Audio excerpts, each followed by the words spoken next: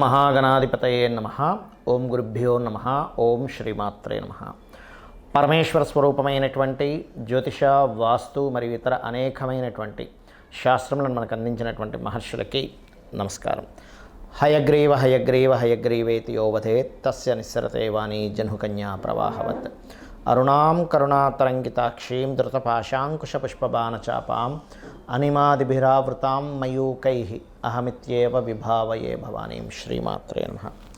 ప్రేక్షకులకి ఆ లలితాంబిక అమ్మవారి యొక్క అనుగ్రహం పరిపూర్ణంగా కలగాలని మనస్ఫూర్తిగా కోరుకుంటూ మనం ఈరోజు చెప్పుకోబోయేటువంటి టాపిక్ ఏమిటంటే, చాలామందికి కన్ఫ్యూజన్స్ ఉంటాయి. నేను ఏ దేవత ఆరాధన చేస్తే నా లైఫ్ బాగుంటుంది, ఏ దానము చేస్తే నాకు ఉండేటువంటి పూర్వజన్మ కర్మ తొలగుతుంది అనేటువంటి అన్వేషణలో ఒక దేవత దగ్గర ప్రారంభమవుతుంది వాళ్ళ యొక్క స్పిరిచువల్ జర్నీ. అలా ప్రారంభమై ఉదాహరణకి ఒక వెంకటేశ్వర స్వామిని చేస్తున్నారు అనుకోండి పూజ, ఇంకోరెవరో చెప్తారు నేను ఆంజనేయ స్వామి చేసిన చాలా వచ్చింది అంటే వెంకటేశ్వర స్వామితో పాటు ఆంజనేయ స్వామి, దాని తర్వాత ఇంకో దేవతా స్వరూపం అమ్మవారు, దాని తర్వాత ఇంకో స్వరూపం అలా పెరిగిపోతాయి. దేవతారాధన చేసినప్పుడు వాళ్ళకి కొన్ని మంచి మంచి అనుభూతులు కలిగినప్పుడు దాన్ని వదిలితే ఏమవుతుందో అనే దీంతో ఎక్కువ పెట్టేసుకొని కన్ఫ్యూజన్లో ఉంటారు. అసలు నేను ఏ దేవతను ఆరాధిస్తే మంచిది అనేటువంటిది ఇక్కడ ఒకటే గుర్తుపెట్టుకోవాలి. మీరు ఏ దేవతను ఆరాధించినా అది మూల పరమాత్మకే అందుతుంది. అయితే ఇక్కడ స్పెసిఫిక్గా అందరి రక్తము ఎర్రగా ఉన్నప్పటికీ ఒక్కొక్క గ్రూప్స్ ఉంటాయి. ఆ రక్తం వాళ్ళకి బాగా పనిచేస్తుంది, అంటే వాళ్ళకి బాగా సెట్ అవుతుంది, వాళ్ళకి ప్రాణానికి ఎలా కాపాడుతుందో ప్రతి లగ్నము, ప్రతి రాశి, లగ్నం తెలియని వారికి రాశి పరంగా మీరు ఏ దేవత ఆరాధన చేస్తే, ఏ స్వరూపంలో ఉన్న పరమాత్మని ఆరాధిస్తే అంతా ఒకటే గుర్తుపెట్టుకోండి, అందరూ ఒకటే. ఏ స్వరూపంలో ఉన్నటువంటి పరమాత్మని మీరు ప్రార్థిస్తే మీకు పూర్వజన్మ కర్మ తొలగుతుంది, ఏ దానము ఇస్తే మీకు బాగుంటుంది అనేటువంటి విషయాలు ఒక్కొక్క లగ్నరీత్యా, లగ్నం తెలియని వారి రాశిరీత్యా తెలుసుకుందాం. అయితే ఈ విషయాలు చెప్తుంది నేనైనప్పటికీ కూడా చెప్పేస్తుంది సాక్షాత్ లలిత అమ్మవారిగా భావిస్తూ ఒక్కొక్క లగ్నం గురించి మనం తెలుసుకుందాం. మేషలగ్నము, మేషరాశి. మేషరాశి అంటే అందులో 3 నక్షత్రాలు ఉంటాయి, అశ్విని, భరణి, కృత్తిక. మీరు ధ్యానం చేసుకోవాల్సింది ఏమిటి? అశ్విని నక్షత్రం వారు ధ్యానంలోకి వచ్చినప్పుడు గణపతిని ధ్యానం చేయండి. భరణి నక్షత్రం వారు యముణ్ణి మరియు అమ్మవారిని ధ్యానం చేయండి. అదేవిధంగా కృత్తికా నక్షత్రం వారు శివుణ్ణి, సూర్య భగవానుణ్ణి ధ్యానం చేయండి. మేషరాశులు. లేదు మీరు మేషలగ్నంలో జన్మించారు, సర్వసాధారణంగా మేషలగ్నంలో జన్మించినట్లయితే మీ పూర్వజన్మ కర్మ బుధుడు రూల్ చేస్తూ ఉంటాడు. అందుకని మీరు దానము ఇవ్వడము మీ రాశి నుంచి, అంటే మీ లగ్నం నుంచి 6వ స్థానంలో కన్యారాశిలో ఏ గ్రహాలు ఉన్నాయో ఆ గ్రహాలకు సంబంధించింది ఇవ్వాలి. నేను మీకు ఏ గ్రహానికి ఏ దానం ఇవ్వాలనేటువంటిది వీడియో ఎండింగ్లో చెప్తాను, చూసుకోండి. అదేవిధంగా పెసలు ఖచ్చితంగా దానంగా ఇవ్వాలి, గుర్తుపెట్టుకోండి. పెసలు ఖచ్చితంగా దానంగా ఇవ్వాలి. గోవుకి మీరు గోంగూర అంటారు, ఆ పదార్థాన్ని ఖచ్చితంగా మీరు తినిపించండి. ఇక మీరు చేయవలసినటువంటి దేవత ఆరాధన ఏమిటి? సర్వసాధారణంగా మేషలగ్నంలో జన్మించారంటే పూర్వజన్మ కర్మ అప్పులు ఇవ్వడము, తీసుకునేటువంటి దీంట్లో ఉంటుంది. అంటే మీరు ఇరుక్కోవడం, ఎవరికైనా అప్పు ఇవ్వడం, బిజినెస్ రిలేటెడ్ వాళ్ళకి అప్పు ఇవ్వడం, లేదా బంధువర్గం వారితో అనవసరమైన నిందలు పడడం, దీంతో మీ యొక్క పూర్వజన్మ కర్మ కనెక్ట్ అయి ఉంటుంది. ఈ పూర్వజన్మ కర్మ ఎప్పుడు తొలగుతుంది అంటే మీరు ఉపాసించాల్సినటువంటి దేవతా స్వరూపాన్ని ఎవరినైతే ఉపాసిస్తారో వారి వల్ల మీకు క్లియర్ అవుతుంది. ముఖ్యంగా మీరు ప్రధానంగా ఉపాసించాల్సినటువంటి దేవత, అందరినీ ఉపాసించవచ్చు అందరూ కూడా, కాకపోతే ఇక్కడ మీరు సూర్యుడిని ఎక్కువగా ఉపాసించాలి. సూర్య ఆరాధన, శివారాధన మీకు అద్భుతమైనటువంటి ఫలితాలు ఇస్తుంది. అదేవిధంగా మీకు ఇంకొంచెం ఎక్కువగా ఉందండి, నాకు చాలా ఎక్కువ ప్రాబ్లం ఫేస్ చేస్తున్నాను అనుకునేటువంటి వారు పెసలతో పాటు నువ్వులు కూడా దానంగా ఇవ్వండి. 100% మీకు పూర్వజన్మ కర్మ అనేటువంటిది తగ్గుతుంది, ఇది గుర్తుపెట్టుకోండి. అలాగే ఆదివారం నాడు మీరు కొన్ని పాటించాల్సినటువంటి విషయాల్లో కూడా ఏమిటంటే, ఆదివారం నాడు ఎట్టి పరిస్థితుల్లో కూడా మాంసాహారం అలవాటు ఉన్నటువంటి వారు, మేషలగ్నం వారు అసలు తినకూడదు. ఎందుకంటే వాళ్ళకి ఏదైతే దేవత అనుగ్రహం రావాలో ఆ అనుగ్రహం ఆగిపోతూ ఉంటుంది. మిగతా వాళ్ళు కూడా ఆదివారం మాంసాహారం తినకూడదు, బుధవారం తినొచ్చు, అందులో ఎటువంటిది ఇది లేదు. కాకపోతే ఇక్కడ ఏంటంటే మీరు సూర్యభగవానుడికి ప్రధానంగా ఇంకా ఉపాసనా శక్తి మీకు పెరగాలి, అనుష్ఠాన బలం పెరగాలి అని అనుకుంటే సూర్యభగవాను చూస్తూ ఓం భానుమండల మధ్యస్థ భైరవీ భగమాలినే నమః అని చేసుకోండి. అదేవిధంగా మరొక విషయం ఏంటంటే, ఇక్కడ సూర్యభగవానుడికి నైవేద్యంగా ఆదివారం పాయసంతో చేసినటువంటి పదార్థాన్ని తినిపించండి, అంటే నైవేద్యం చేయండి. అన్ని విధాలా మీకు బాగుంటుంది. మనం పూజ చేసేటప్పుడు పర్టికులర్గా కొన్ని అంశాలు మీరు గుర్తుపెట్టుకోవాలి. ఏమిటది? ఎందుకంటే అలా చేస్తేనే మీకు ఆ యొక్క పూజా ఫలితము 100% మీకు వస్తుంది. ఎలా అంటే చాలామంది పూజ చేసేటప్పుడు భయంతో పూజ చేస్తుంటారు. అమ్మో ఇవాళ నేను పూజ చేయలేదు ఏమవుతుందో, అమ్మో నేను రోజు పెట్టే నైవేద్యం పెట్టలేదు ఏమవుతుందో, ఇవాళ గాబరగా చేసేసుకున్నాను ఏమవుతుందో అని. కానీ ఒకటే గుర్తుపెట్టుకోండి, ఎప్పుడూ కూడా దేవతని, అది అమ్మవారు కావచ్చు, ఈశ్వరుడు కావచ్చు, నారాయణుడు కావచ్చు, గుర్తుపెట్టుకోండి. వాళ్ళని మనం ఒక చిన్న పిల్లవాడిని తల్లి ఎలా అయితే చూస్తుందో, అమ్మాయి కావచ్చు అబ్బాయి కావచ్చు, తల్లి వాడిని చాలా జాగ్రత్తగా పెంచుతుంది. అంటే అట్లాగా వాడి నుంచి ఏమీ ఎక్స్పెక్ట్ చేయదు, కేవలం వాడిని పెంచడంలోనే ఆనందం పొందుతూ ఉంటుంది.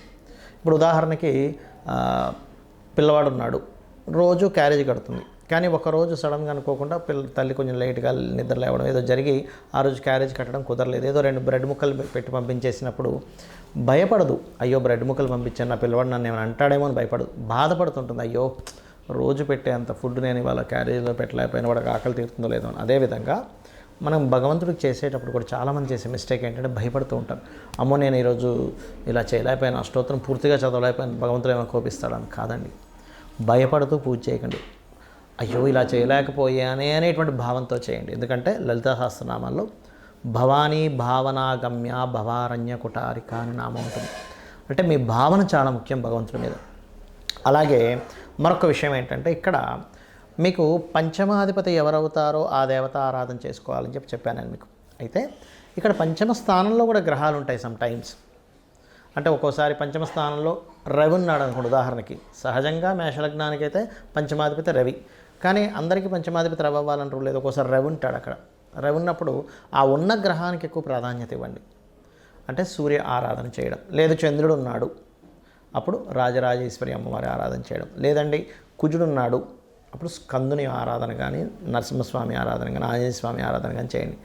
లేదండి బుధగ్రహం ఉందండి మాకు అక్కడ, అయితే ఇక్కడ ఉన్న గ్రహం ఎలా ఉంది, బాగా పాపకత్తిరిలో ఉండి లేకపోతే ఎక్కువ పాపగ్రహాలతో ఇంకొంచెం తీవ్రంగా చేయాలని అర్థం. సౌమ్య గ్రహాలతో ఉంటే సౌమ్యంగా సరిపోతుంది. తీవ్రంగా చేయడం అంటే ఏమిటి అంటే ఇంకాస్త కఠినంగా, అంటే ఇంకొంచెం హోమాలు చేయడం కానీ తర్పణాలు చేయడం కానీ కాస్త ఎక్కువగా చేయాలి. బుధగ్రహం ఉంది నారాయణుని విష్ణువుని, గురుగ్రహం ఉన్నది అక్కడ పంచమంలో, అప్పుడేంటి మీరు ఆ యొక్క దత్తాత్రేయుని ఆరాధించడము, దక్షిణామూర్తి ఆరాధన చేయాలి. శుక్రుడు అమ్మవారి ఆరాధన, శని ఈశ్వర ఆరాధన లేదా ఆంజనేయ స్వామి ఆరాధన, రాహు దుర్గా కేతు ఉన్నట్లయితే పంచమ స్థానంలో గణపతిని ఆరాధించాలి. ఇదే విధంగా మనకు పంచమంలో ఉండే గ్రహాలు లేదా పంచమాధిపతి ఎవరయ్యారో ఈ ఆరాధన చేయడం ఎంత ముఖ్యమో, 6వ స్థానంలో ఉండేటువంటి గ్రహాలు 6వ అధిపతికి సంబంధించిన దానాలు కూడా ఇవ్వాలి. మనం వీడియోలో 6వ స్థానాధిపతి ఎవరో వాళ్ళకి దానం ఇవ్వమని చెప్పేశాం. కానీ 6వ స్థానంలో ఏదైనా గ్రహం ఉంది, ఇప్పుడు రవి ఉన్నాడు గోధుమలు దానంగా ఇవ్వండి, చంద్రుడు బియ్యం, కుజుడు కందులు, దాంతోపాటు ఎరుపు రంగు క్లాత్, అదేవిధంగా బుధుడు పెసలు, గురువు శనగలు, అదేవిధంగా శుక్రుడు బొబ్బర్లు, శని తెల్ల నువ్వులు, రాహు మినుములు, కేతువు ఉలవలు దానంగా ఇవ్వండి. అయితే ఇక్కడ ఒక విషయం ఏంటంటే, దానం ఇచ్చేటప్పుడు తీసుకునే వ్యక్తి ఈశ్వర స్వరూపంగా భావించి ఇవ్వండి. ఏదో నా దగ్గర ఉన్నాయి అనేటువంటి భావంతో కాకుండా చక్కగా ఆ తీసుకునే వ్యక్తి కూడా బ్రాహ్మణుడికి అంటే పురోహితుడికి ఒక లక్షణం చెప్పబడింది, దానము తీసుకోవాలి, దానము ఇవ్వాలి అట. చాలామంది ఈ మధ్య ఏం చేస్తున్నారంటే తీసుకునేటువంటి విషయంలో అమ్మో మేము తీసుకోము, మేము తీసుకుంటే మాకు ఆ కర్మ వస్తుంది అనేటువంటి భయపడుతుంటారు. అయితే ఇక్కడ చాలా సందర్భాల్లో ఏమవుతుంటుందంటే వాళ్ళు తీసుకొని పక్కన పెట్టేయడం లేదా అక్కడ పెట్టేసి వెళ్ళండి అన్నమో అంటూ ఉంటారు. అలాగా అక్కడ పెట్టేసి వెళ్ళండి అనుకునే దగ్గర మీరు దానం ఇవ్వడం అనేటువంటిది అనవసరం. మరి అలాంటప్పుడు కొంతమంది అడుగుతుంది ఏంటంటే, ఏమంటే మరి ఈ దాన ప్రక్రియలో గోవుకి ఏమైనా పెట్టొచ్చా అంటూ ఉంటారు. గోవులకి ఈ దానం ఇచ్చేది పెట్టకండి. ఇప్పుడు గోధుమ రవ్వ తినిపించవచ్చు గోవుకి, బియ్యము పిండి వరకు తినిపించవచ్చు, కానీ ఈ కందుల కంటే కూడా ముఖ్యంగా క్యారెట్స్ తినిపించండి కందుల ప్లేస్లో, అంటే కుజుడికి సంబంధించింది. అలా కాదు శనగలు ఇస్తున్నాము గురువుకి సంబంధించింది, అలాంటి సమయంలో మీరు ఆ గ్రహానికి సంబంధించిన అరటికాయలు తినిపించవచ్చు గురువుకి సంబంధించిన విషయంలో. శుక్రుడికి సంబంధించిన విషయంలో ఏదైనా తీపి పదార్థాలు తినిపించవచ్చు. శనికి సంబంధించిన బెల్లం తినిపించవచ్చు, నువ్వులు తినిపించకండి. రాహు అదే నువ్వులు అదే బెల్లపు ఉండలు ఒక 4 ఉండలుగా తినిపించండి. కేతువు గ్రాసం తినిపించండి. బుధుడికి సంబంధించిన దాంట్లో గోంగూర తినిపించండి. బుధగ్రహ దోషం ఎక్కువగా ఉంది అని చెప్పారు మీకు ఎవరైనా జ్యోతిష్కులు, గోంగూర తినిపించండి. ఏమవుతుందంటే దీనివల్ల మీకు ఖచ్చితంగా ఆ గ్రహదోషము అంటే దానం ఇచ్చినప్పుడు ఏ ఫలితం వస్తుందో ఆ ఫలితం వస్తుంది. కానీ ఇక్కడ ఏంటంటే కొన్నిసార్లు మీరు పెట్టేటప్పుడు గోవు యాక్సెప్ట్ చేయదు. అది 2 కారణాలు ఉంటాయి అక్కడ. ఆల్రెడీ దానికి కడుపు నిండి ఉండొచ్చు, లేదా మీ దోషము పోవడానికి ఇంకొంచెం సమయం పడుతుంది. అలాంటప్పుడు 2-3 సార్లు ప్రయత్నం చేసినట్లయితే గోవుని కాస్త మనసులో నమస్కరించుకొని గోవుకి నమస్కారం పెట్టి చేసినట్లయితే అప్పుడు తింటుంది. గోవు ఎప్పుడైతే స్వీకరించిందో అక్కడ మీకు దోషం పోతుందని అర్థం. అందులో ముఖ్యంగా దేశీవాలి గోవు పెట్టండి, జెర్సీ ఆవుకు పెట్టండి, కానీ పాపం పోతుంది అంటే మీ యొక్క కర్మ తొలగుతుందనే భావంతో పెట్టకండి. ఒక జీవికి పెడుతున్నాము, ఆహారం పెడుతున్నాను అనేటువంటి మానవతా దృక్పథంతో పెట్టండి.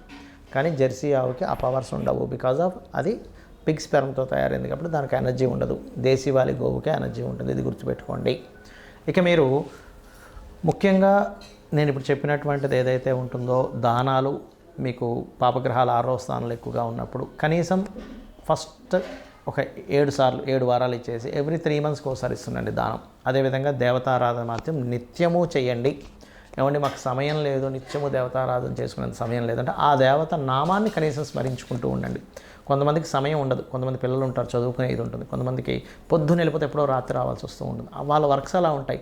అంత మాత్రం చేత వాళ్ళు ఏదో విపరీతంగా సంపాదిస్తారని కూడా ఉండదు. కానీ మనసులో చేసుకునే సమయం ఉంటుంది మీకు. మనసులో ఇప్పుడు ఉదాహరణకి ఓం నమో నారాయణాయ, ఓం శ్రీమాత్రే నమః అనుకుంటూ ఉండండి. ఖచ్చితంగా మిమ్మల్ని ఆ దేవత రక్షిస్తుంది. శ్రీమాత్రే నమః.